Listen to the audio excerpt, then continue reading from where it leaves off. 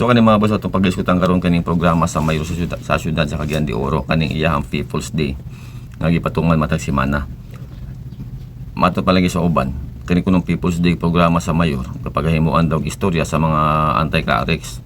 So mo atong klarohon no kani dili ni siya about anti-clerics o pro-clerics kay kita mga tao doon naman tayo lain-lain ng opinion base sa atong mga nakita sa opisyali sa atong gobyerno. Kani magong programa sa mayor nga People's Day nga iyang ipatuman matag semana hilabi na karon nga kaduha na kuno sa isa ka semana. Wala mo ito nakikontra kaya dako mo lang pagtabang sa atong mga kaisuunan nga nanginanglan og tabang. Pero kung kaning People's Day nga iyang ipatuman base lamang sa pagproseso sa mga dokumento sa itong mga kaisuunan diya sa City Hall aron matagaan gyud sila igong pagtagad, no? Kaya mo maginaadlaw nga gigahin sa atong mayor para matagapatagad atong mga kaigsuon nga adunay mga gay process sa City Hall. O gilabi na sa mga kaigsuon nato nga nanginanglan og tambal, nanginanglan og dugang bill pangbayad sa bill sa ospital, no? Kay di may nato malikayan nga doon tay mga igsuon nga naa sa kalisdanan, naa sa kalisod, di ba?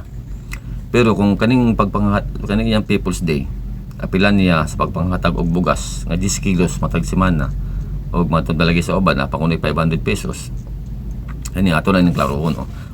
Kung tinuod ba ni nga nay 500 pesos pero ato ibutang kung naa manggaling imagine nimo pila ka buok tao ang imong ikiter matag semana. Hilabi na karon nga kaduha na sa isa ka semana. O atong ibutang sa isa ka pamilya na ay 5 ka tao ang muli niya sa ilaha.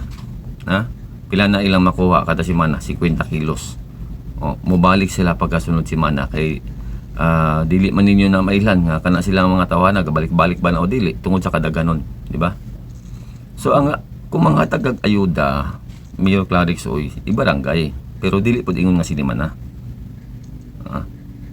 Kung pwede kaisa lang sa isa ka bulan kay una-unaon nimo kwarta na sa katawan ng imong gigamit ana kwarta sa syudad sa Cagayan de Oro. Kay nga imbis nga naapay angay tagaan gyud og pagtagad nga problema sa syudad sa Cagayan de Oro hilabi na ning pagbaha nga gamay lang nga ulan na doon na pagbaha sa lain-lain nga lugar din sa syudad sa Cagayan de Oro. Kini problema sa kadalanan hilabi na diya sa Puntod area going to Agora kanang sa Triangle pila na nakatuig natanggong diya wala gid na giatiman sa mayor sa syudad sa Cagayan de Oro. Muni klaro nga pagka-istorya kaning iyang People's Day program nga ipatuman niya matag semana usan ni siya pamulitika ni Mayor Clarix oy. Muni klaro pamulitika man ni. Gamiton niya ang People's Day program para dito sa mga kaigsuonan nato nga matagaan niya ayuda mo suporta siya karon maabot nga 2028 national election. Di ba? Mo man klaro nga pagka-istorya gamiton niya ang kwata sa syudad para lang sa giingon nga programa niya nga People's Day. Unsa man ni programa niya, unsa ni ka importante. Ato ibutang para sa katawan pero dili na pud ingon nga kada semana kay kana mga tao manggod nga galing niya diya balik-balik ra manggod na. So dapat ana kung manghatag ka diya sa ibarangay-barangay nimo para dili magbalik-balik ang tao.